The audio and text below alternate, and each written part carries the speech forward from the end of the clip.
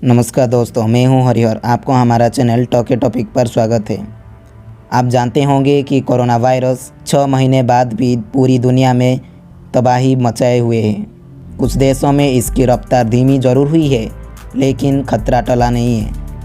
वहीं विश्व स्वास्थ्य संगठन लगातार इस बारे में हो रहे शोध पर नज़र गड़ाए हुए हैं, जिनसे ये पता चल सकेगा कि कोविड-19 से संक्रमित जिन मरीजों में कोई लक्षण अन्य लोगों में कैसे फैल सकता है।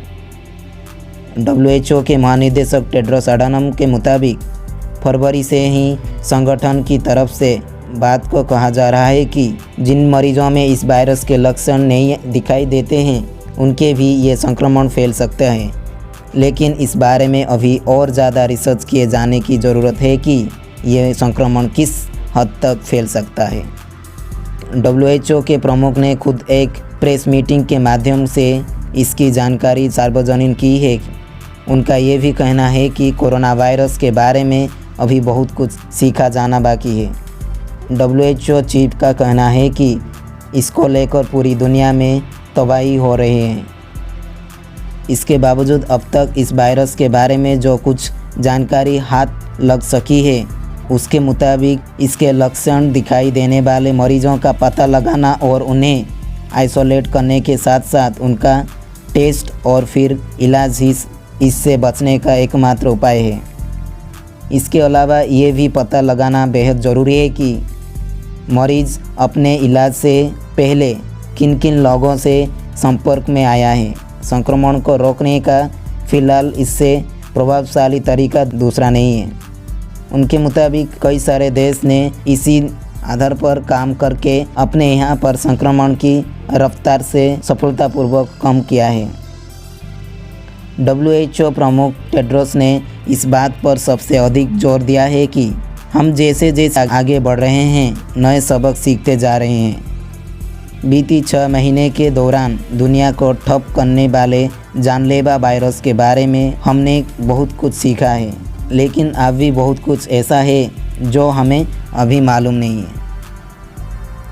उनके मुताबिक एक नए वायरस के बारे में उसकी जटिलता की जानकारी देना हमेशा बेहद मुश्किल काम होता है, लेकिन हम इससे काफ़ी कुछ सीखकर और बेहतर कर सकते हैं। WHO के ही इमरजेंसी प्रोग्राम के प्रमुख डॉक्टर माइकल रयान ने बदलते मौसम के साथ इस वायरस के प्रकृति के बारे में पूछे गए एक सवाल के जवाब में कहा कि आमतौर पर सर्दी के मौसम में फ्लू फैलता है, लेकिन स्वास्थ्यकर्मी अभी तक इस बारे में आश्वस्त नहीं है कि ये वायरस ऐसी परिस्थिति में किस तरह का बर्ताव करेगा। उनके मुताबिक इसको लेकर अब तक कोई ठोस आंकड़े सामने नहीं आ सके हैं। फिलहाल ये भी कहना मुश्किल है कि यह वायरस बढ़ते तापमान के साथ कैसे बर्ताव करेगा। उन्होंने ये भी साफ कर दिया है कि भविष्य में भी इस वायरस के बारे में कुछ कह पाना फिलहाल मुमकिन नहीं है। डॉक्टर मरिया वैन की माने तो लगातार बढ़ती रही वायरस से जो बातें सामने आ रहे हैं, उनसे लगातार इस वायरस की जानकारी बढ़ रही है। सभी देश एक दूसरे को इसकी जानकारी साझा भी कर रहे हैं। इस नेटवर्क में दुनिया भर की लैब जुड़ी हुई हैं। 90 से अधिक देश अपने मौजूदा इन्फ्लुएंजा प्रणाली को कोविड-19 के बारे में टेस्टिंग करने के लिए इस्तेमाल कर रहे हैं। मौजूदा प्रणालियाँ इस बारे में सहायक साबित हो सकती हैं और इनसे ये जाना जा सकता है कि ये वायरस समुदाय के भीतर कहाँ अपनी पहुँच बना चुका है।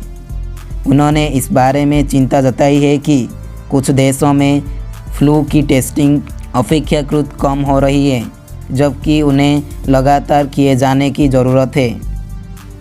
आपको बता दें कि 9 जून को विश्व स्वास्थ्य संगठन की वरिष्ठ वैज्ञानिक कोविड-19 पर चीफ टेक्निकल ऑफिसर डॉक्टर मरिया वैन ने एक प्रेस मीटिंग को दौरान कहा था कि जिन लोगों में लक्षण नज़र नहीं आते हैं, उनसे संक्रमण फैलने की बहुत कम संभावना है।